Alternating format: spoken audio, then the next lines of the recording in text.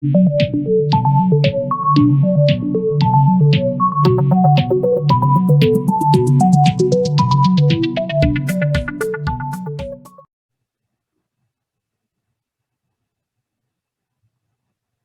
right, I can see that the time is exactly 1 p.m. on my watch.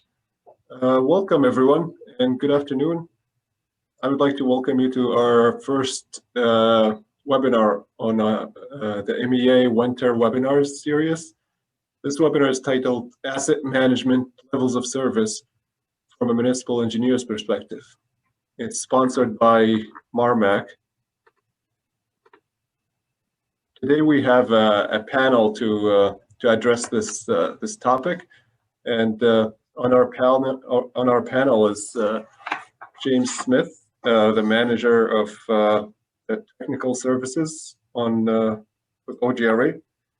James has a PhD in civil engineering and has a history with municipal liaison regarding infrastructure and roads in general.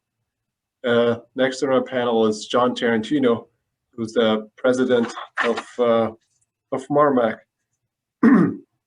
John has a consultant experience with more than 25 years in developing visions and strategies for successful design and implementation of asset and infrastructure. Next is Brian Anderson, who's an experienced road consultant, will be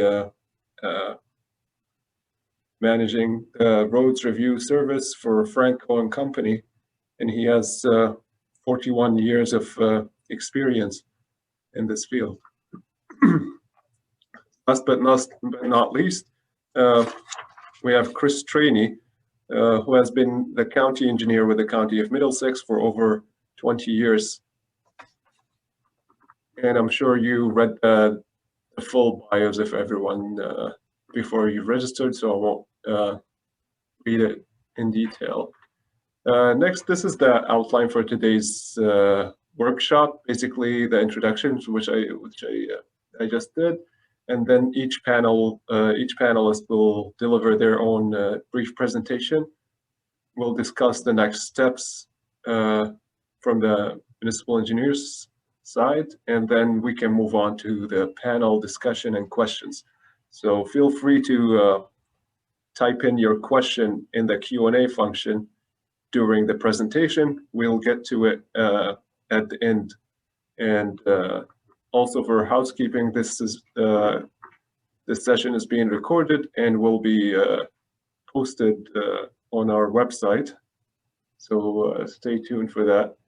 And for any assistant, if you're having any difficulties or technical difficulties, please just contact me or type to me using the chat function or email me on my email. Like I mentioned, feel free to ask any questions during this workshop through the Q&A function in your Zoom platform, or at the end during the panel discussion and question.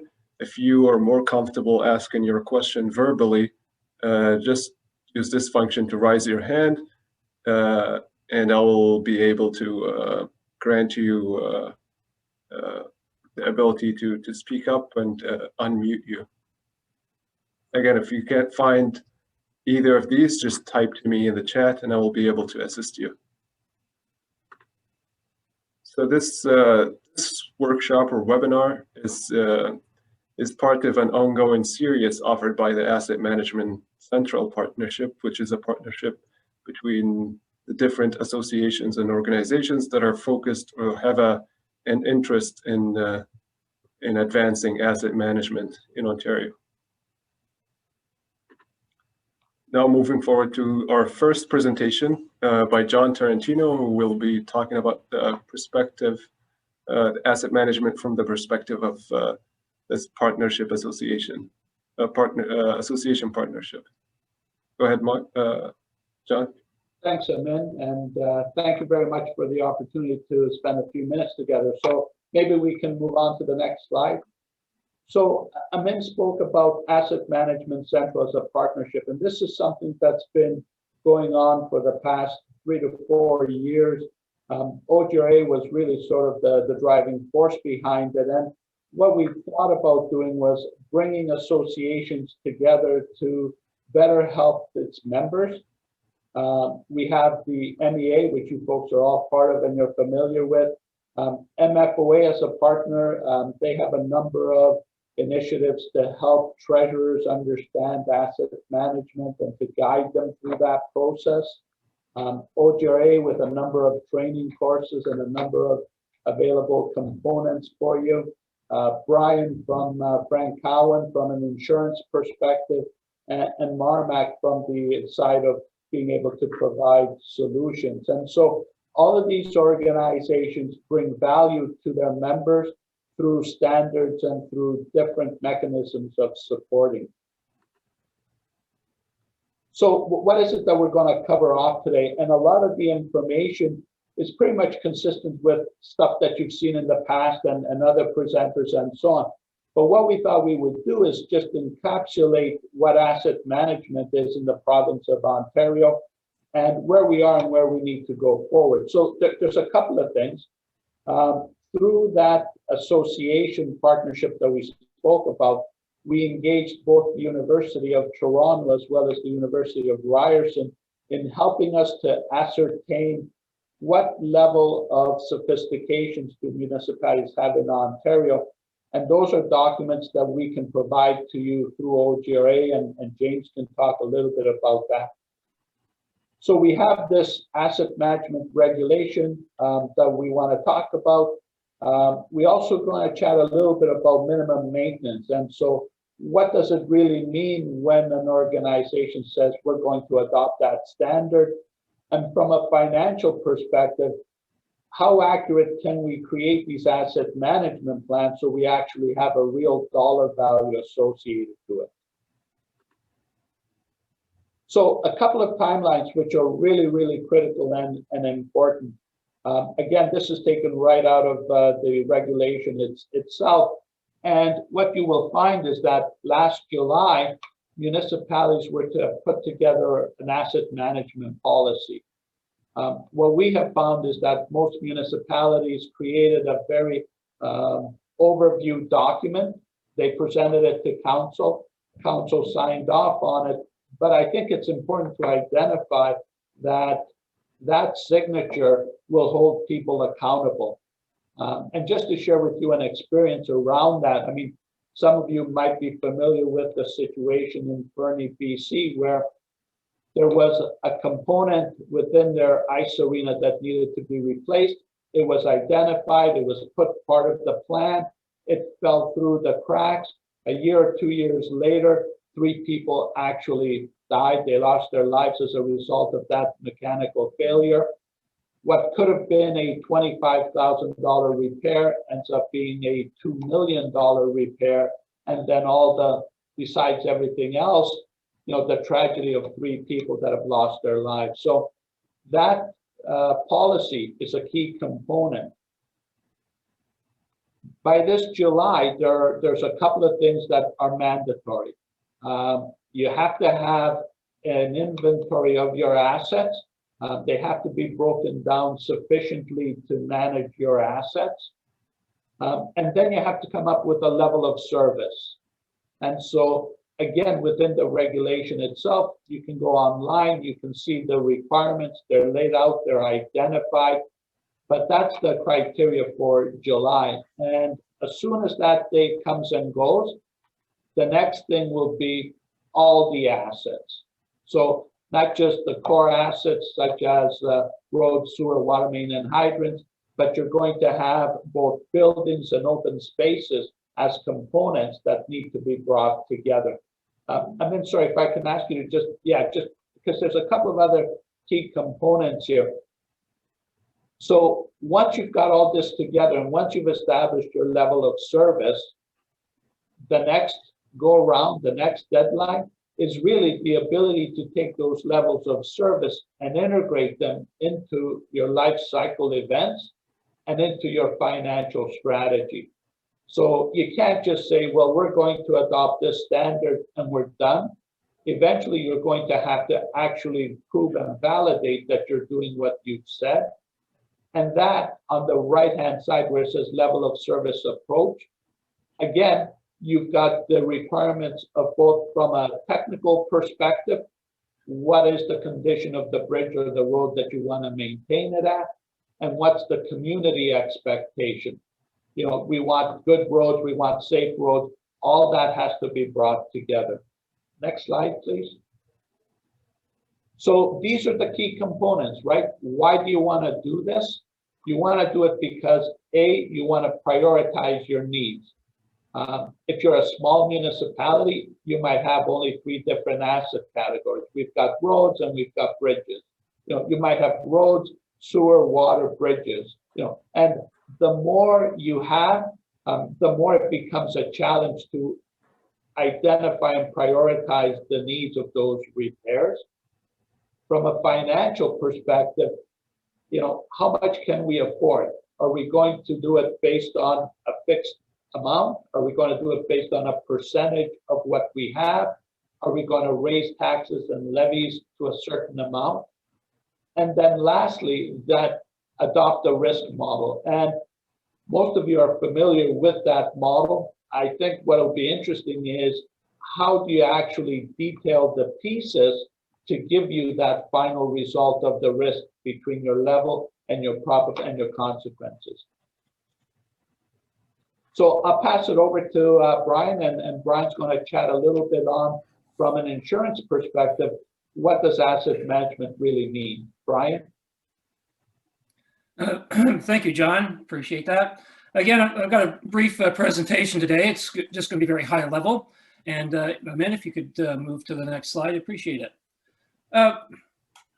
In your asset management plan, you should set what your strategic level of service is. And that strategic level of service should be tied to the goals and objectives of your asset management plan.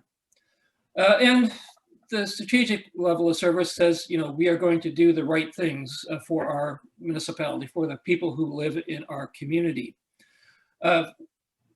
One of the things that we would like to see in that asset management plan, in these strategic levels of service, is that those levels of service are measurable. And the reason I say that is that we can show to the public, if there is a claim, that you are following what was said in your asset management plan. So let's say, for example, you want to increase the overall condition of your road network and raise it from a PCI, an average PCI of 60 to an average PCI of 70. And let's say I want to do that over the next 10-year time frame. So that gives you some targets to achieve, in that you're going to improve 1% of your road network over the next 10 years. That way, if there is a claim that comes in, we can definitely say that, yes, you are achieving what you set out in your asset management plan. And again, it is up to you to determine what that strategic level of service will be. As an insurance provider, we don't get involved with that. That's up to you as the municipality and to the people who live in your community to decide what is appropriate for your municipality. Making the roads smoother and better, and rehabilitated, or adding bike lanes, those things are up to the municipality to determine. We'd just like to see that they are measurable.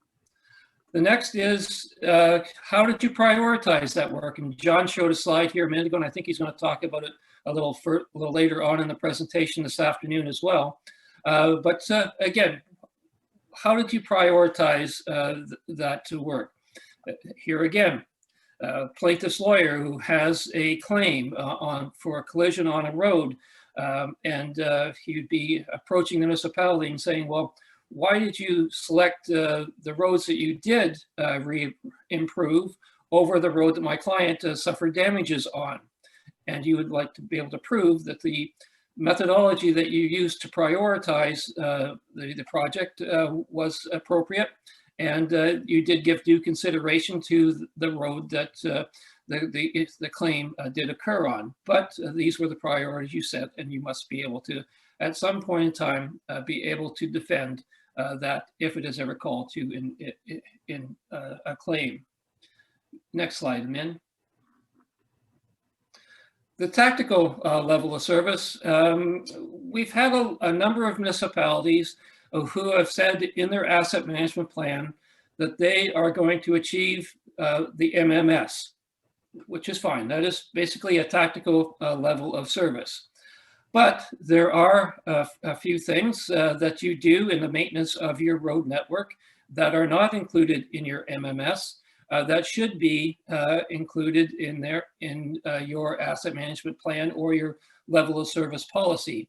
And those things would include things like guide rail maintenance, roadside mowing, tree trimming, and so on. All of those things need to be in your asset management plan. If your municipality has Class 6 roads, again, you must identify what you're going to do on those Class 6 roads. Many municipalities have taken and said, well, we'll do this, provide the same level of service on our Class 6 roads that we provide on Class 5 roads. That's fine. I had one municipality recently who came to me and said, well, because there's no Class 6 identified in any of the tables to the MMS, we don't have to maintain them. And this road was a very low traffic volume seasonal road that led to a hunting camp. And I goes, well, that's not correct. You still have to maintain that road, but you can provide a very low level of service on that particular road. But it's up to you to identify what you're going to do and actually do that road. So again, those Class 6 roads have to be identified. I've had a few municipalities that have read their level of service policies, and they have tried to paraphrase the MMS. And some of the times when they've paraphrased the MMS, they have missed some key components and key verbiage that's in the MMS. And the plaintiff's lawyer may try to argue that this is the level of service verbatim. Ignore the MMS. This is what the municipality says that they're going to do. And this is what we want to base our claim upon. So if you are going to include the MMS, copy and paste it rather than trying to paraphrase it. I do get a number of questions, especially at election time, that identify that, or come from new councillors, I should say, and they want to know, can we adopt a level of service that is less than the MMS for classes 1 through 5? The answer is yes, you can. If you do, that puts the municipality at a disadvantage if a claim were to occur, because the first thing the municipality is going to have to do is convince a judge that the level of service that you provided that is less than the MMS is reasonable in the circumstance. So you have to win that battle first, and then you have to convince them that you did do what you said you were going to do. That is, you're starting from a disadvantage when you don't adopt the MMS, and we recommend to our clients that municipalities do. And for the reason that's in the call-out box on this slide, this is, if LOS, your level of service is less than the minimum maintenance standards, you will not be able to use the deeming clauses in the MMS. And those deeming clauses state that if you've achieved what is written in the MMS for a number of the different clauses that are in there, your roads are deemed to be in a state of repair. And you cannot be found liable if your roads are in a state of repair. Plaintiffs' lawyers are always trying to demonstrate to the court that your roads were in a state of non-repair. And if they can be found in a state of non-repair, then you can be found liable for negligence. Next slide, Amin. So in setting these levels of service, you have to decide what you can afford. You have to balance the services that you provide, the risk that may be associated with that service. And that risk would include those things that you are legislated to do on your roads, and then how much money that the municipality has available to it through the tax base in your municipality, and find that balance so that you can say, yes, we're going to provide these services, and yes, we can afford them. Next slide, please. So how is LOS used? Now, again, you say what you're going to do, and you put it into your asset management plan. Then you have to do what you say. And it's not what you say you do, it's what you prove you did that really counts at trial. Next slide, please. Defending the claim, we want to ensure that your actions match your records. I said it actually at the opposite, and that those records can tip the balance of probabilities in your favor. Your failure to do that can result in an increased likelihood of a finding of negligence. And we find a lot of records, and we spend a lot of time in other training sessions going through, what good record keeping should look like, some of the do's and don'ts in those record keeping. We find that for a number of municipalities, there are documents that are submitted as far as patrol records are concerned and workers' accomplishments that are concerned that just are incomplete. And those things do give plaintiffs' lawyers a lot of ammunition to go after the municipality. Next slide, please, Amin. So your documents that you should demonstrate that you've achieved the level of service or the minimum maintenance standards for your municipality. And again, the plaintiffs' lawyers, because they have lost at trial because of the minimum maintenance standards, and for a few other reasons, they are digging deeper and deeper into your documentation. They are looking at every notation, every aspect of your operation, and trying to find fault with the work that you do. So good records are appropriate. The one thing that I will add here is that if there is a claim and you know that that claim occurred today, you would want to keep those records for the past 2 weeks, and probably the following 2 weeks should an incident go to trial, because that trial may occur 7 to 10 years down the road. And the plaintiff's lawyers are starting to ask for that information pre-incident and after the incident to see if there's any discrepancies in your documentation, both before the incident occurred and after. Finding any irregularities, or maybe finding that you did something to repair a problem that in the area of the incident immediately after the incident occurred. So again, be cautious and keep those documents. Another thing to remember too, if you are aware that there has been a minor child injured in a collision, that minor child has to the age of majority plus a year to file a claim.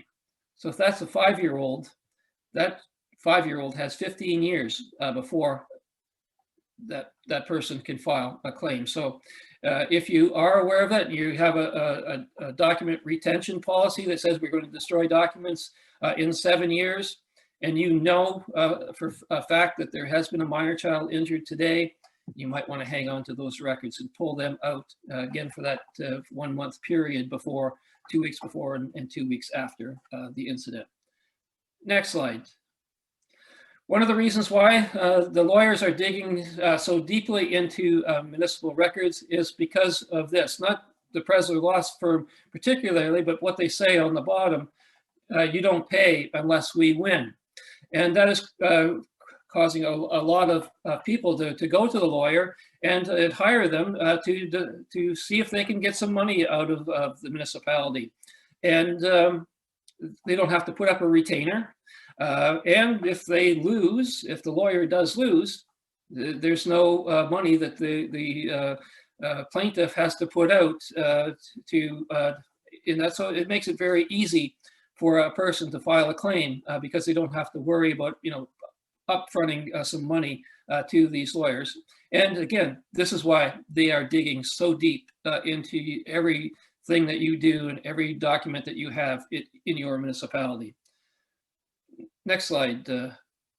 And so how do we defend a claim? We want to show you took steps, and I put the winter plow truck up on my thing, is that you did patrol your roads. You did monitor the weather. You did address a defect, or in winter address snow and ice accumulation.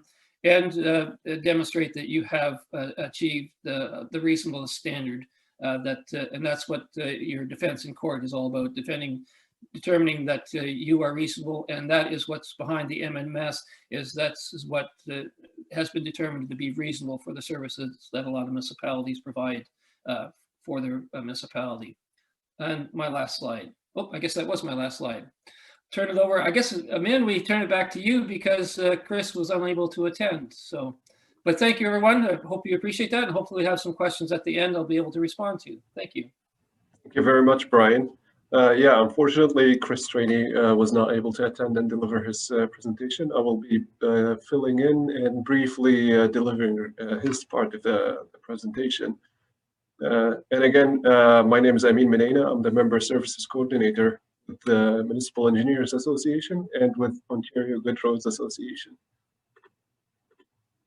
So basically, Middlesex County, my understanding that in their continuing efforts that they're doing to adopt asset management plans and advance their asset management plans, they have, it is my understanding that they have hired a staff member that is in charge of anything asset management related. So it's a dedicated staff.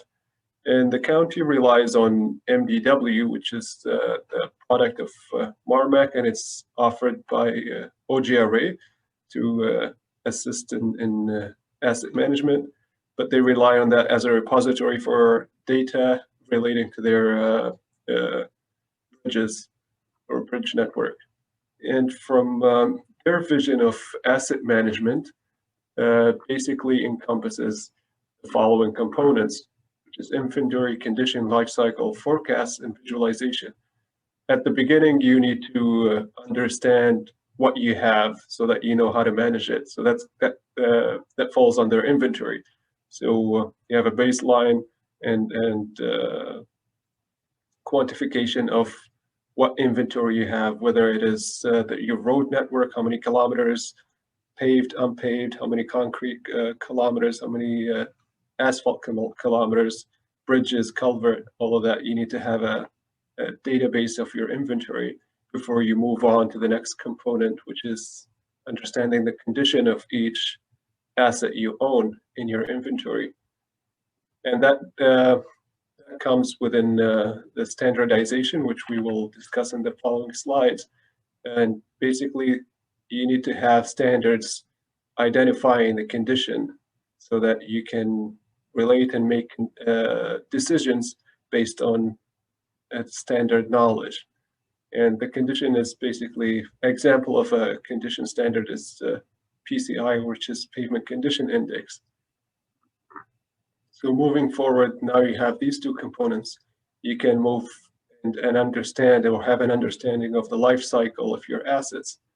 And this gets achieved by utilizing your historical data of past treatment methods and rehab and maintenance methods that you use so that you can predict what you need in the future.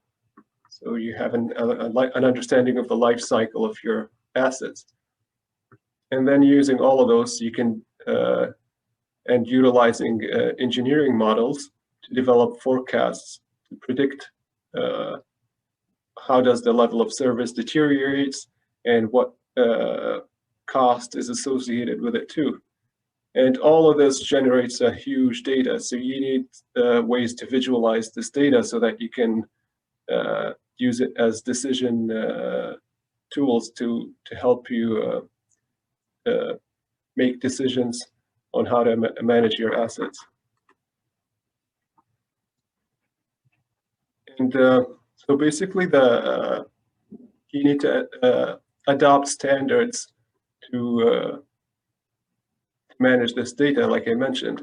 And we at Municipal Engineers Association, we advocate for standardization on Ontario as our primary goal of ours, which we do with Ontario provincial standards. And the same applies here. So you need to have standardized ways to to collect and manage your data so that you have so you can utilize it to make it easier to create aggregate reporting, and also to be able to compare the levels of service of your assets to other municipalities and communicate with other agencies. So an example of that is relying on OSIM, which is the Ontario Structure Inspection Manual for bridge and other structure inspection. And another example is utilizing the MTO's SP022 for flexible pavement condition inspection. Those are examples of standardizations, and those manuals are developed and the work is done for you, so you can utilize that to be more consistent.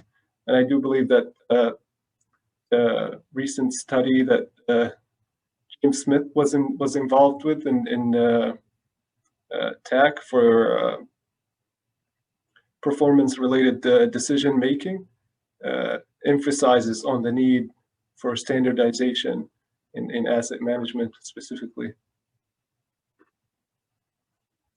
So now we can talk about the structure of the data that you need to think about when it comes to asset management. Like I mentioned, asset management for municipalities, it can get overwhelming and produce a huge database. So you need to have a structure to manage this data.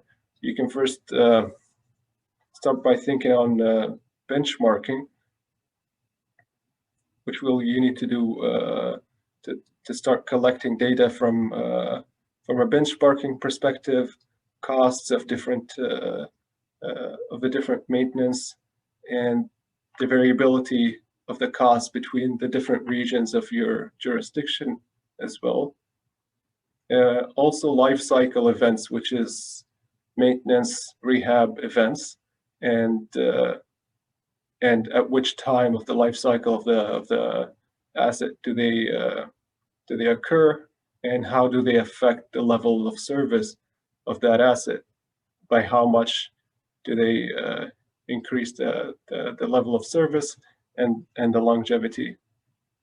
And then you have to think and make decisions on how accurate do you want your data to be, and how detailed or how much data do you need to collect. For example, what's the frequency for collecting pavement condition data? Do you do it every 2 years, every 5 years, every year? And that comes at a cost, so you need to balance it out.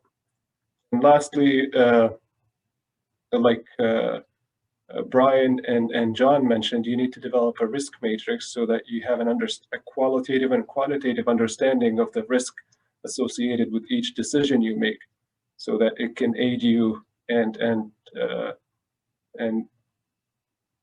protect you from the different incidents. Basically, you can when you make a decision, it is informed decision based on the risk associated with it.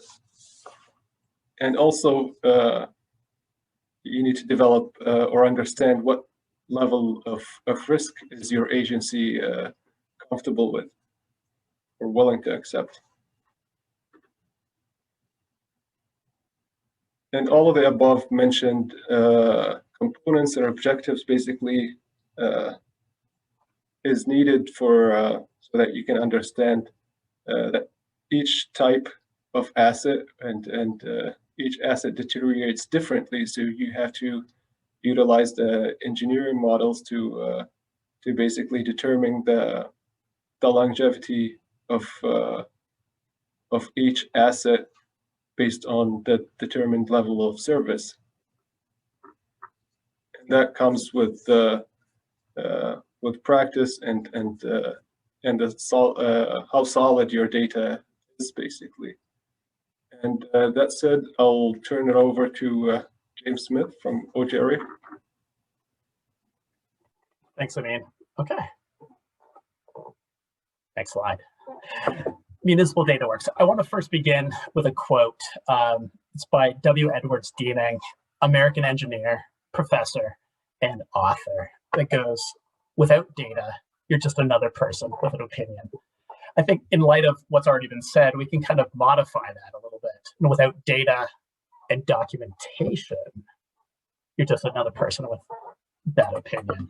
So moving forward into municipal data works, Amin kind of highlighted a little bit of this earlier, but so let's set the stage. 1995, the MTO ends the conditional grant program that provided municipalities with partial funding to support maintenance and rehabilitation and reconstruction of their roads and bridges.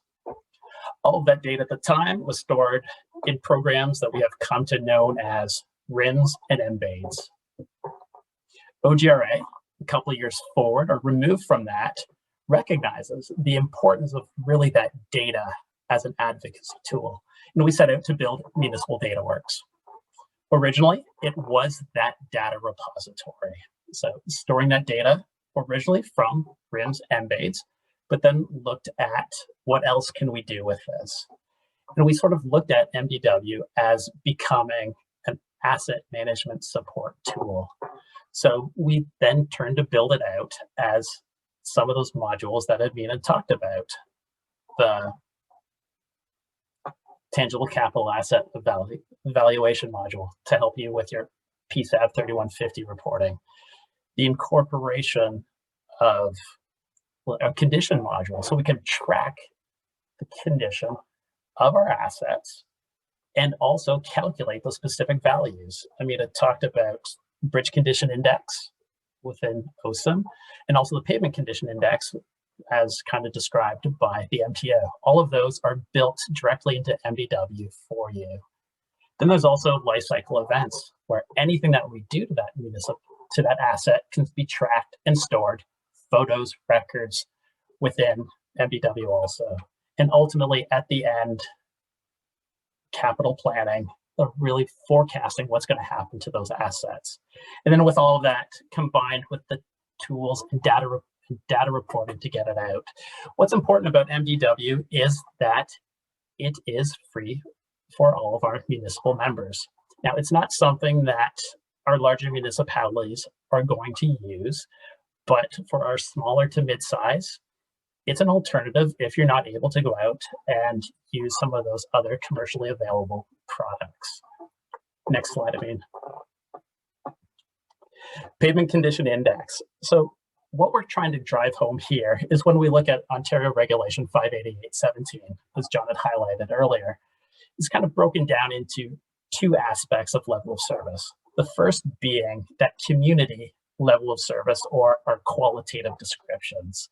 So in here, we see the need to satisfy visualization of our network, but also it recommends providing descriptions and images based on our asset condition. So what we see on our slide is two photos kind of of the same road, which would kind of be an example of somewhat of a local road that we'd see in our municipality, quite possibly a class 5. And what we want to do is through a series of photos similar to these, bring to the forefront what those look like, not only to council, but also to the public or ratepayers of what is a good road, a fair road, and a poor road. Now, with this, we can also supplement it with the exact specific condition values of the road using whatever methodology we have, and also kind of point out kind of really what describes or makes up that road or why it's rated a certain way. So in this one road, we see 5 different types of distortions, or at least that's the way I would rate it. We see raveling, we see some distortion, centerline cracking, pavement edge cracks, and also transverse cracks. So then with that, we can further break it down to severity and density, of which we could debate whether or not I have these correct, but it kind of points out kind of something that we should be aiming for in providing to our council and once again to our ratepayers to help understand what we're talking about in terms of level of service. So what we would do is not only just for our roads, we'd also continue to do that for our bridges also. Our next slide, common PCI ratings, kind of then deals with that technical component of the LOS, or our quantitative aspect. So the regulation looks at wanting us to provide really the number of lane kilometers we have in our municipality, broken down into specific categories, those being arterial, collector, and locals. Now, we heard Brian talk about the minimum maintenance standards. It might make more sense for us to do it this way, where we could also apply kind of a loose translation of arterial, really those class 1 and 2 roads by the MMS, our collectors, we can group as class 3 and 4, and our locals, class 5 and 6. And now with these, then they're looking for, in terms of our paved roads, an average pavement condition index. So PCI is just one of those options. When that regulation was developed, there was recognition that, you know, after the conditional grant program, we all branched out and we did our own thing. So we measure roads differently. So it might not be a PCI value per se. It might be an overall condition index, OCI, a structural adequacy index, SAI, or depending whatever your municipality is using. So, but when we get to, so we have that, but really, does it seem right? Do we apply those same categories, good, fair, poor, upon all of those groups? I think if we look at it, and if we also point back to the minimum maintenance standards, the answer is really no. So what would constitute a good road for our class 1 and 2 is going to be different from our class 5 and 6, really based upon traffic, our traffic volume, and also the speed operating on those networks. So what we did was come up with an idea of what we see, visualize the picture on our screen. We have kind of a standard scale. This is not the MTO methodology that we see here. It's really taken from ASTM, where we see 6 categories and then also a failed.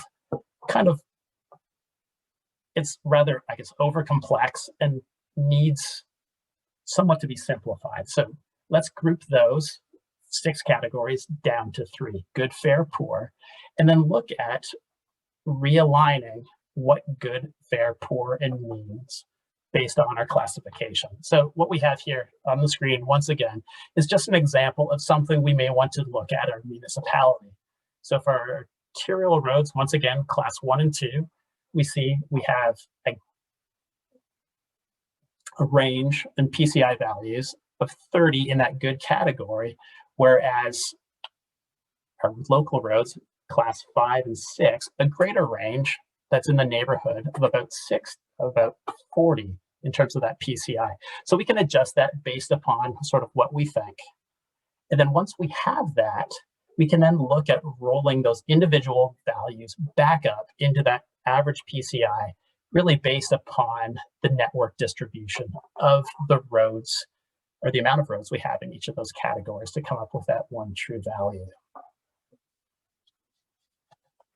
Level of service, road sample. So as kind of mentioned, the last slide, pavement condition index, you know, is really only one aspect or piece of the puzzle when we're looking at the level of service holistically in terms of the road. If we look at it, let's say our goal, as on the slide, the safe, reliable road network.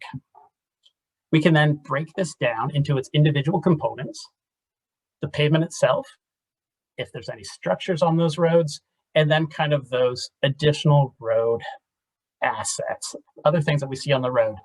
They could be that noise wall. It could be our street lights, sidewalks, retaining walls, anything like that. And then from there, we have a breakdown of what would classify as that safe or reliable within each one of those categories. Next slide, Abin.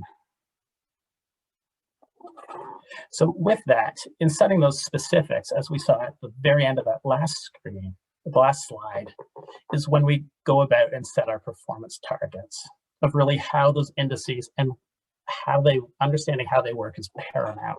So what OGRA did in 2018 with Marmak, before we began a level of service project with Ryerson University, was look at the impact of each distress based on road type, whether it was asphalt, concrete, surface treated, gravel, and looked at the impact that had on our PCI values. So what this was, it was really a manipulation of the calculation that goes into coming up with that number. So what we did was look at, specifically, we'll look at, I guess, asphalt and the one distress wheel track rutting, looking at quantifying as the severity changes of that distress and also its density, what is the change in our PCI value? So in its most mild case, very slight wheel track rutting and a density of very few, so less than 10% of that network that we're looking at, if we're observing that, it has an impact on our PCI value of 3, all the way up to its most extreme, where we're looking now at something that's very severe and throughout, once again, greater than 80% of that section that we're looking at would have an impact of 24 on our PCI value.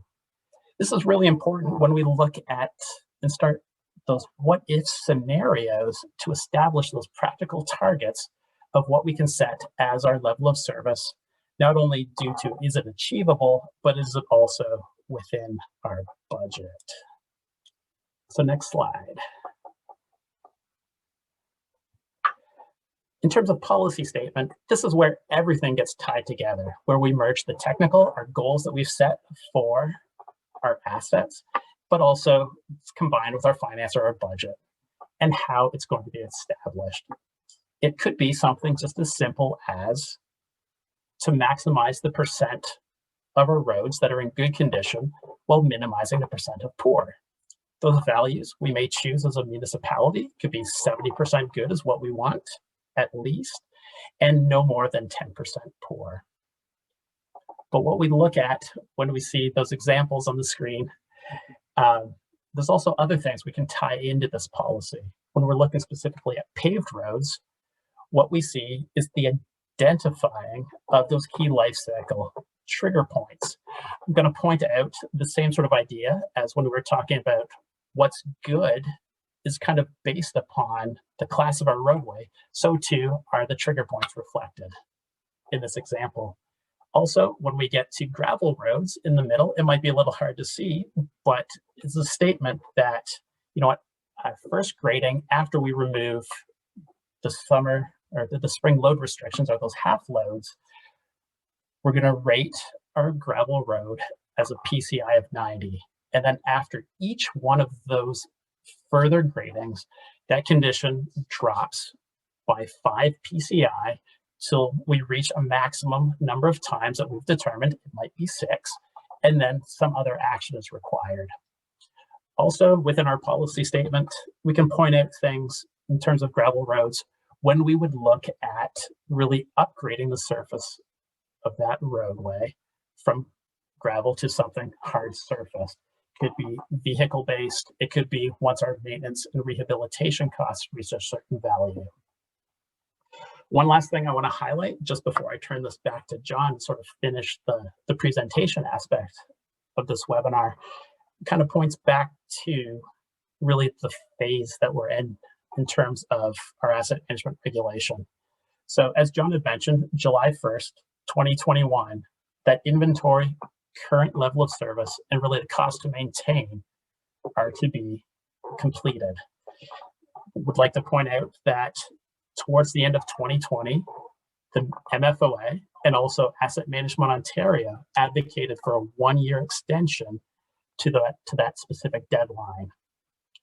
Now, kind of bringing that forward just a little bit, at OGRA's January board meeting, we were asked to do the exact same thing and have begun advocating with the Ministry of Infrastructure to push that deadline back from July 1st, 2021 to July 1st, 2022. Thank you. John.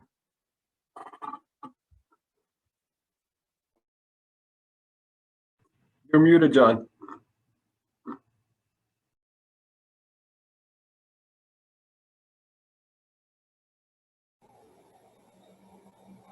old age catches up with everybody, including me. So what I want to do in the next 10 minutes is really just recap what we've spoken about, chat about some different opportunities and so on. So a couple of things, right? What we've done is we've put together a municipal partnership of about 30 municipalities in partnership with OGRA, MFOA, ORFA, and MEA in the sense of collaboration, working together, and establishing these benchmarks. So that has resulted in MFOA providing a one-day workshop. So what we've covered off is really encapsulation of that one-day workshop condensed into the 1 hour that we're showing you. So I'm just going to highlight a few key components. So Amin, maybe the next slide, please. So there's a couple of things that are really important, and this is what we've learned from our participation with municipalities. Everybody understands that very top left slide there that talks about risk, and risk is the probability and the consequence. Everybody has seen that chart where there's a normalization of the data from 1 to 5 on both sides and then some descriptive words. But how do you get your information in there? You have to calculate your consequences, and your consequences begin by the individual road section, an average of your roads, then the individual components within that road, and then moving it up to a relationship between all your various assets, your roads, to your water, to your sewer, to your bridges. So that is part of your consequence of failure. The probability of failure really takes into effect a couple of technical aspects. So as Amin was talking about, you've got your age-based depreciation, you've got your condition rating, but a lot of municipalities, when they do roads need studies now, they're including things like network value and priority value. So those are all the pieces that you have to figure out the model that then will put the asset into the appropriate range in your risk model. Next slide, please. So why is all this important? It's important because you start with your asset, you identify the condition of that asset, you identify the probability of failure, you identify the risk, and rather than just haphazardly decide, well, I'm going to do these roads and these roads, now there's a process and a methodology that clearly defines which roads fall into which of the categories. We spoke about all these pieces together, right? So when you do this correctly, then you can easily identify what are your capital projects over the next 10 years. Again, as part of the regulation, it's a 10-year window that's required. The condition rating will validate why you're doing those particular projects. And then on the risk model, you can define what risk the town is willing to accept and over what period of time they want to try and remediate that. Next slide. So when we look at these asset management plans, and again, James can attest to the fact we've reviewed all 440 asset management plans from 2013 to 2016. There was a real emphasis on most of these plans on a small to mid-sized municipalities really fit in the basic category. We have an inventory, we have a hierarchy of the assets, and we have some basic life cycle condition rating. That's on the basic side. When you're truly doing asset management, you're going to be able to want to say, well, what if we don't do this? Or what if we change our approach? What effect will that have on the number of projects that we're going to be able to actually consume over the next 3 years? And how are we going to fund that? And the trouble that treasurers are having is they struggle understanding the technical side of the asset management aspect. Next slide. So when you have all this, what do you end up with? You end up with reports that basically then you can take to council, you can put on your website, you can make available, that basically identify both, as Amin said, in a qualitative and in a quantitative way, why are we doing the things that we're doing? Next slide, sir. So that's the conclusion of my part. I'd like to pass it over to Amin, and maybe he can sort of conclude the presentation.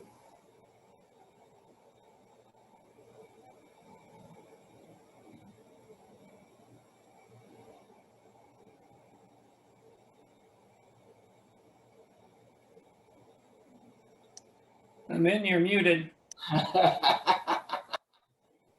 I guess old age does catch up, John. Okay, so from Municipal Engineers Association, our next steps basically include plans to host an asset management workshop where we can dive more in depth into the topic of asset management for municipalities. And we have just established an asset management committee, and they recently just had their first meeting, and they're developing their objectives and goals. So if you have anything related to that, you can contact me and I can link you. And if you have questions, suggestions, I can link you to that committee. The upcoming events and webinar, even though not so related to asset management, but in our free winter webinar series, the upcoming webinar is infiltration reduction from York Region and Carnegie Schaefer's, which will be delivered on February 10th. So visit our website or follow our social media for more details on that. And the third webinar in this series is the MEA ACAC Ontario Standard Engineering Agreement template, which will be in March. Dates will be published soon. So with that, I would like to open the floors for questions and discussion. I would like to go ahead and start with the first question. From an association perspective, John, what tools are available for municipalities to adopt an asset management plan? So one of the things that we've done, and when I say we, what we're talking about the collective group of the associations, right?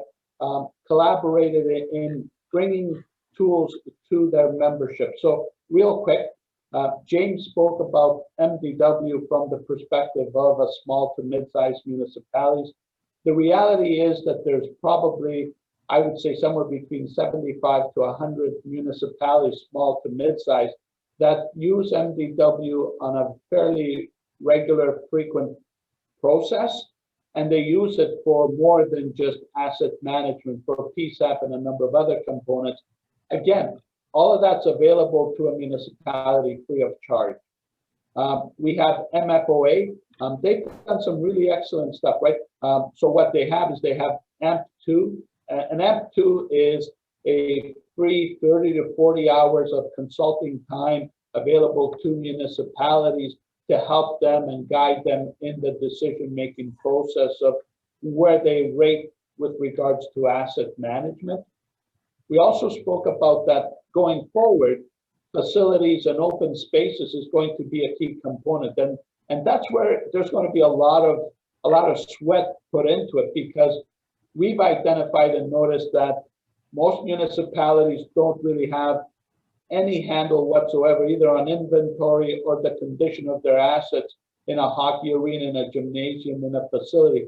And so again, OGRA and ORFA, which is the Ontario Recreation Facility Association, collectively, they've worked on a product called RFAM, RFAM, which has now been adopted across Canada.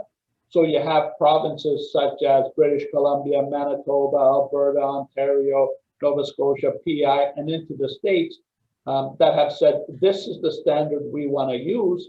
And now we've actually got the World Urban Parks Association saying that's what we want. So that's not a sales pitch, right? Like, there's no money to be made in what I've said. That's really the value of individuals participating with their associations and taking value of the work that's there. Thank you, John. So the next question is for you, Brian Anderson. It's a bit of a curveball situation.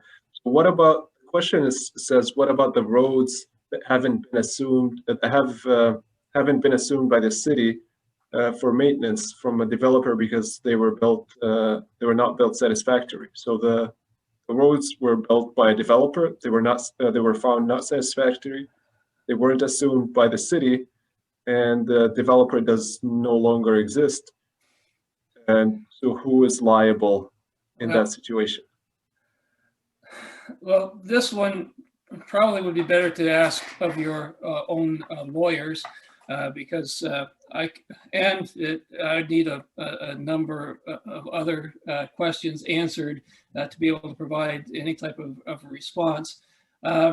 I think that the first thing I would want to ask this person, and who sent it anonymously, is that were there building permits issued, and have there been any homes built on these streets?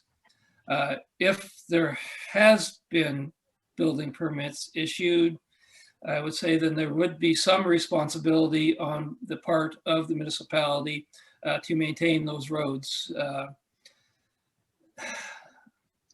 If there hasn't been any building permits issued and the road exists today, I would block it off, barricade it to make sure those barricades are substantial. Concrete lock blocks come to mind as a way to do it, and make sure that there is no traffic using that road. But this is something that I think is better suited for your lawyer.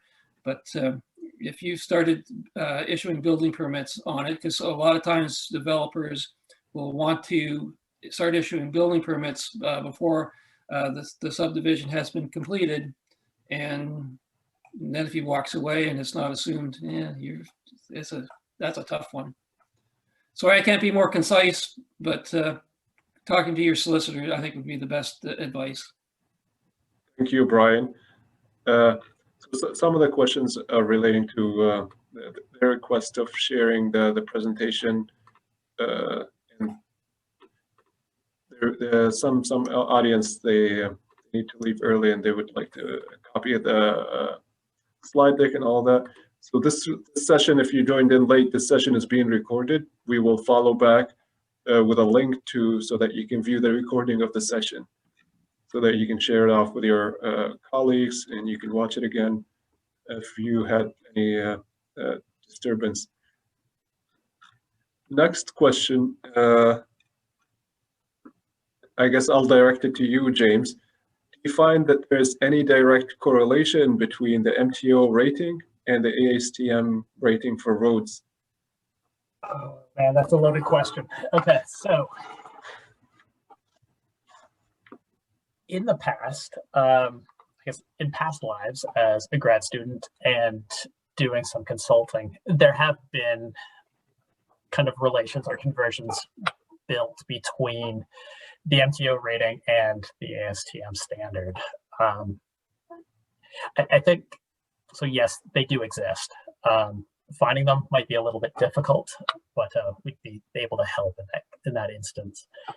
But it brings together kind of a larger question, or really the need that, based on all the different standards that are out there, OGRA, just to kind of give you an idea, we have 15 board members. We did a survey a couple of years ago, of which, looking at methodologies the board and their municipalities were using to evaluate pavement condition.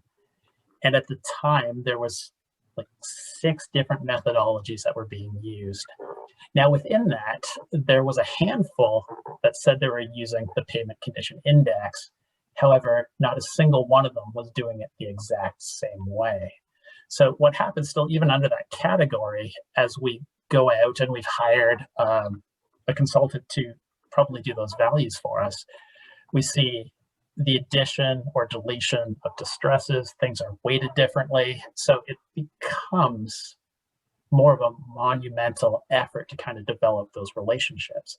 That being said, it is on OGRA's radar, and something that I would love to tackle based on what people are doing, so we can get really back to the essence kind of that benchmarking really process and comparing one series of roads in a municipality to our neighbor, or that has comparable needs and assets that we have from one municipality to another. So in a roundabout way, we can do it. It's not exactly easy, but would love to tackle it. Thank you, James. Yeah, I can contest, especially for a pavement index perspective, I can contest that there's a lot of indices that are developed differently and at the same time. So there needs to be, there's no need to have all of these indices that measure the same thing. It's better to have resolve on one index so that we can able to communicate and compare different assets, the assets between different jurisdictions. So the next question, I guess, is for you, Brian, since it talks about MMS. Do all MMS requirements apply asset management? I find that many of them are operational levels of service rather than asset management level of service. Snow removal, LOS is important. In my mind, it doesn't relate to managing the physical assets, which is the road. And I would agree with Jeremy that you don't need to include the tactical levels of service in your asset management plan, although many municipalities are doing that. But MMS has to be part of some type of policy that you would have for maintaining your roads, and you would want to state that why some municipalities, and I haven't done the same level of review of asset management plans as John and James has done, but the ones I have reviewed, I see it there in the plans that yes, we will achieve the MMS. So a lot of municipalities are doing that. They don't need to, I agree. But those strategic levels of service, those are the ones that need to be there. What are we going to do? Are we going to improve our roads? Are we going to add bike lanes to our roads? Are we doing something else for other asset types? Thanks, Amin. So, and then just to add a couple of things, because I think it's really important. As part of our relationship with MFOA and Brian and James, we've done these workshops now to about 50 municipalities, especially treasurers. They don't understand what MMS is. They know that someone's put it in there. It's part of the asset management plan. What we try and do is instill in them the understanding that by them saying they adopt it, they're liable to ensure that, yeah, you know what, you fixed the pothole in the right amount of time, you've shoveled the snow, all of those things. In the level of service, as Brian alluded to, that is simply one component, but then there's a whole bunch of other ones, right? So do we want to maintain our roads at a certain PCI? Do we want to maintain our roads with a certain number of accidents or complaints? So those are all pieces and components that augment MMS to establish a level of service specific for roads. Thank you, John. So the next question asks, do you recommend scanning of roads to determine PCI? I request from the person who asked it to clarify what do you mean by scanning? Do you mean using video automated devices to like scan your network and determine the PCI? So if that's the question, I guess if anyone in our panelists would like to tackle that.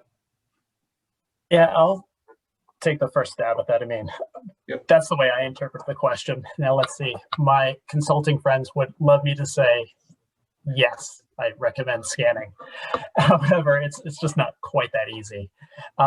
We need to look at kind of a trade-off. Does the size of our municipality or our network really require it? It is quite expensive to do, but then also comes with the benefit of, repeatability. you have all of that data, but then you need to store it.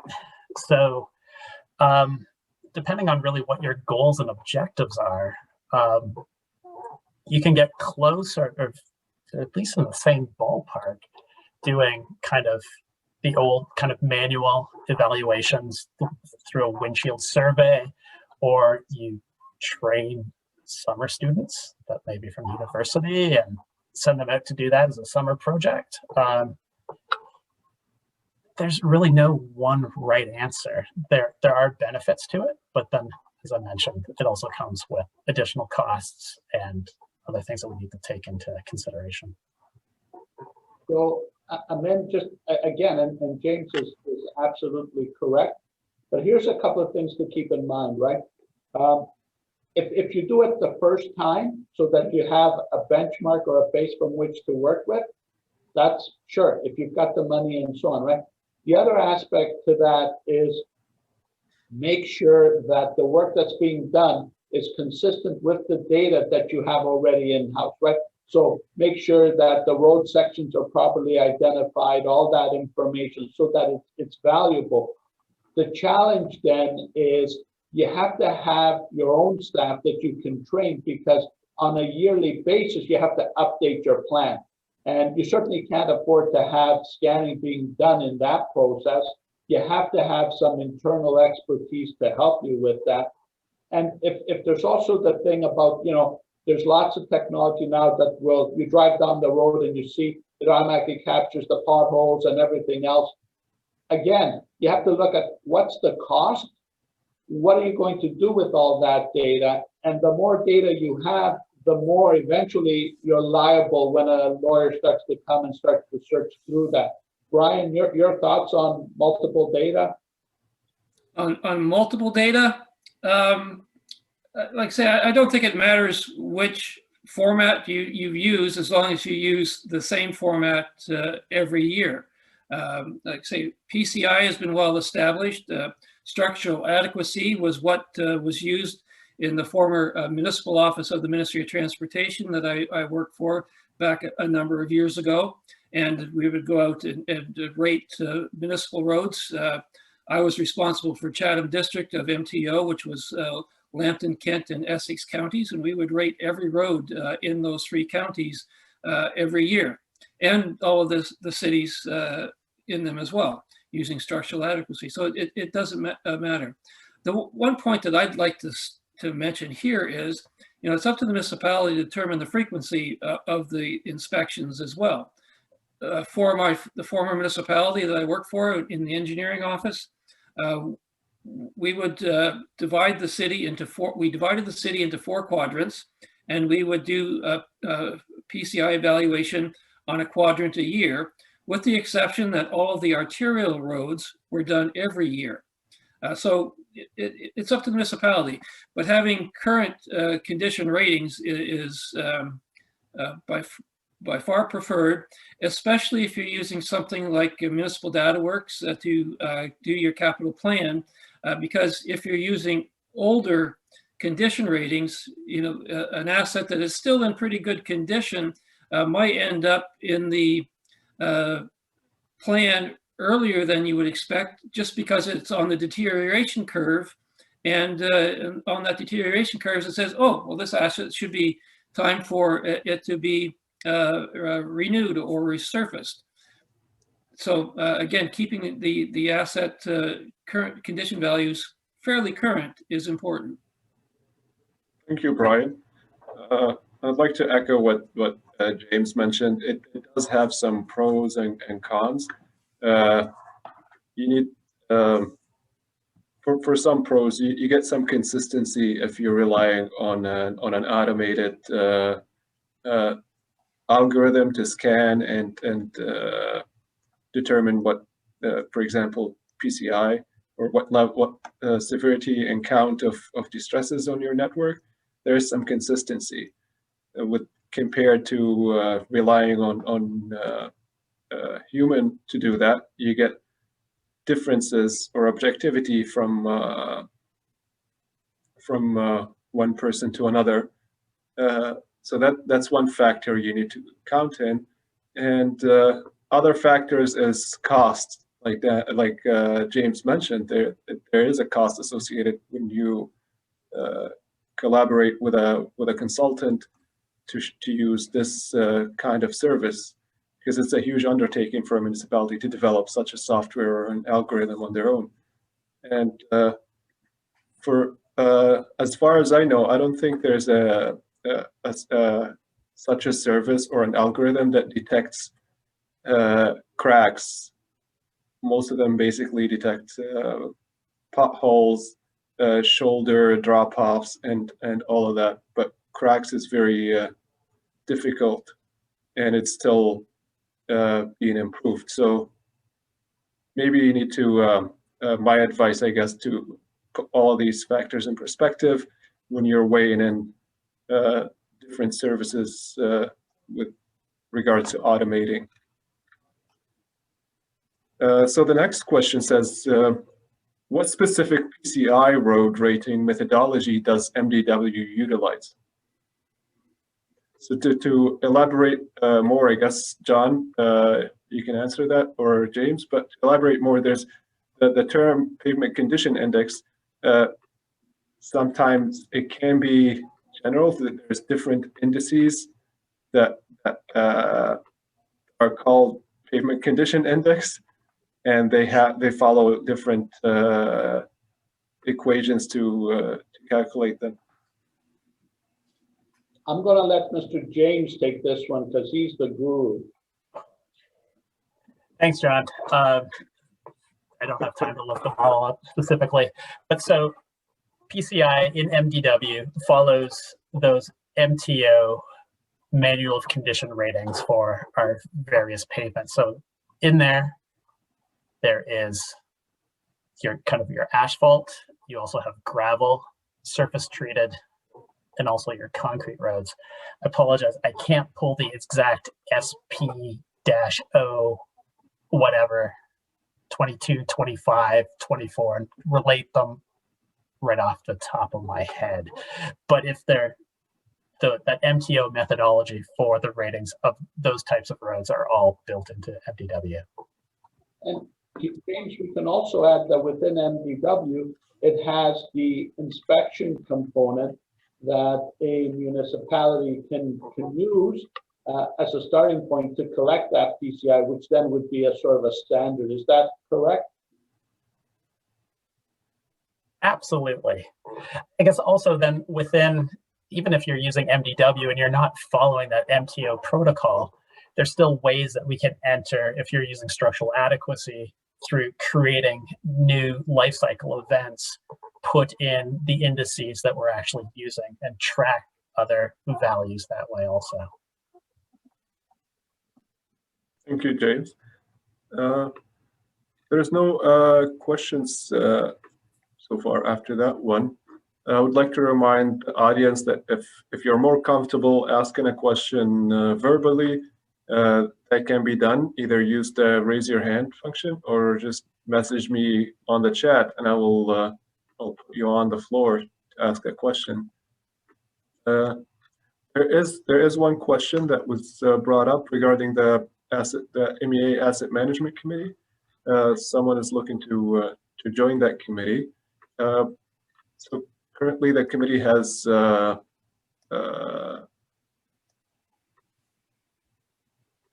held its first meeting, and it's in full membership. But do go on the MEA website under resources and volunteering, and you'll find a link. Just add your name to the wait list, and once the committee agrees to invite more members, you will be notified. So there is a question from an anonymous attendee. Did MTO remove SP21 for surface treated roads? Do you recommend PCI methodology for rating surface treated roads?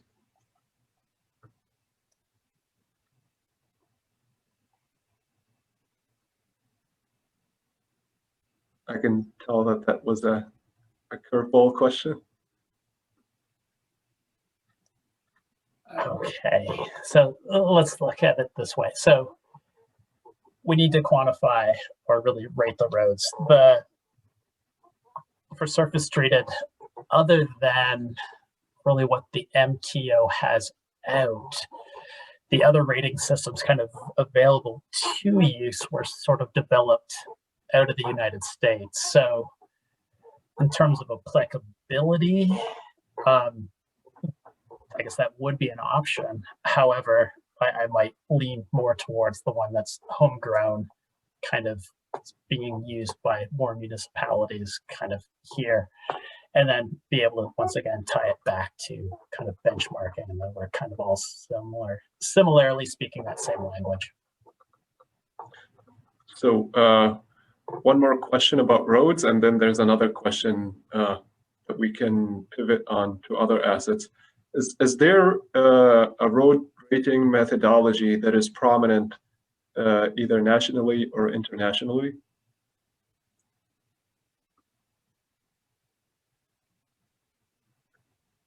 I would guess that international rotting index is the most has the most consensus, I guess, but that can not be used alone. That's part of the indices that are used to rate roads. In terms of conditions with distresses, that's the tricky part, which I will leave to James. Okay, so I guess a little bit of background. I've had the privilege for now, like the past 6 years, to be able to represent Canada on an international committee, PIARC, which is now kind of known as the World Road Association, in terms of asset management. But we spend a lot of time talking about pavements. And what we've seen when we kind of talk about these discussions, most commonly you see at the forefront people using trigger values, things based off the International Roughness Index, or IRI. After that, it kind of boils down to, once again, kind of that ASTM kind of standard has been somewhat universally adopted, but also modified by a lot of different countries to calculate based on more observed distresses. Thank you, James. Well, the next question we can pivot to other types of asset. The question suggests that much of the discussion is focused on the transportation asset. Can the panel comment on defining the levels of service for other critical assets like water and wastewater linear assets? Also, if the same comments can be done on vertical assets. So I think we want to break this down into the following components, right? We're not talking about the city of Toronto or the city of Mississauga or Hamilton. I mean, they have their own methodology and their own approach to it, right? If you remove those from the equation, what was actually interesting to us is every municipality has a road. There's no question about that. You'd be surprised how few municipalities actually have water and sewer as a component. And those that have water, it's typically managed by Aqua or some other agency. So that was an interesting revelation for us, right? That's why the focus was on the roads and so on. With regards to water and sewer, again, if you look at all the asset management plans for a typical small to mid-sized municipality, every engineering company's gone in and all they've done is said, here's the age of the water or the sewer. They then talk about, you can go in and you can do closed circuit TV and you can do inspections and so on, but there really hasn't been a focus, or there really hasn't been a standard, and we're talking about small to mid-sized municipalities with a lot of emphasis on the water side of it. If by vertical, are we talking about buildings, or what would be let's assume that we're talking about buildings. I would assume buildings or plants, like water treatment plants, John. Yeah. So again, you look at all these asset management plans, they will because up until now, buildings were not considered a core asset and a requirement for this July deadline. So most municipalities, what they've done is they just said, we have 3 buildings, it's a value of $3 million, and they put that into their plan. Going forward, the need to identify the capital components within the building is of primary importance. And the people who are qualified to do that are really the guys who belong to ORFA, the Ontario Recreation Facility Association. They have put the process in place to identify how to collect the inventory, and as a starting point, to give it a rating of 1 to 5, or good, fair, bad, or indifferent. But to say that they're standards and that they've been adopted and that people are using it, small to mid-sized municipalities, we haven't seen that. So, I mean, also kind of to supplement that, within the regulation, there are tables for each of those core assets. So beyond roads and bridges, looking at water, wastewater, there are specific tables that point out kind of the minimums of what the Ministry of Infrastructure is really looking for initially in terms of level of service. They're kind of basic things. We'll kind of look at water, kind of looking at the regulation now, the percentage of properties where fire flow is available. If we go to something like stormwater, kind of wanting to know the percentage of properties in the municipality that's resilient to a 100-year storm. So these sort of came about through a series of consultations where they brought in municipal experts, also industry, and kind of came up with, a starting point of what at a bare minimum do we need to see. And then it's really up to the municipality after that to sort of build out additional metrics for their level of service for those categories. Thank you, James. There's another question touching on the same previous question, asking about what about street light poles, for example, as other assets? Most plans that we've looked at, they don't really break it down into the various components of the road right of way. It's basically the road, right? So if you ask about, poles, street lights, if you're asking about signs and so on, again, they're not really identified, and that leads to how much data do you want to collect and how much data can you afford to maintain and what's the value coming back. So that's what we've seen.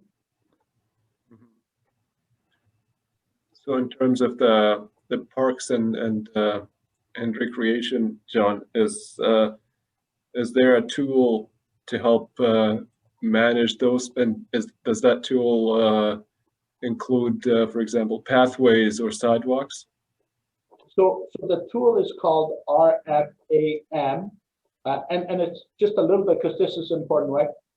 That tool was built in partnership between the Ontario Good Roads and Ontario Recreation Association.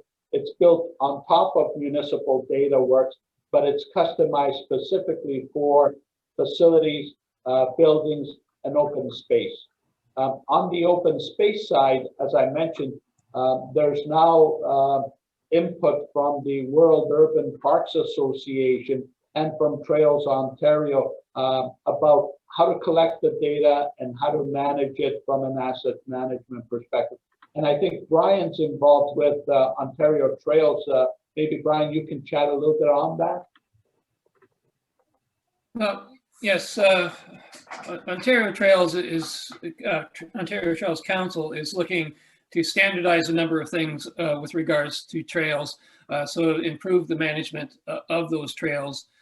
Part of it has been a classification methodology for trails, identifying those multi-use trails that are in an urban environment, which may be separate from a trail that is a rugged hiking trail.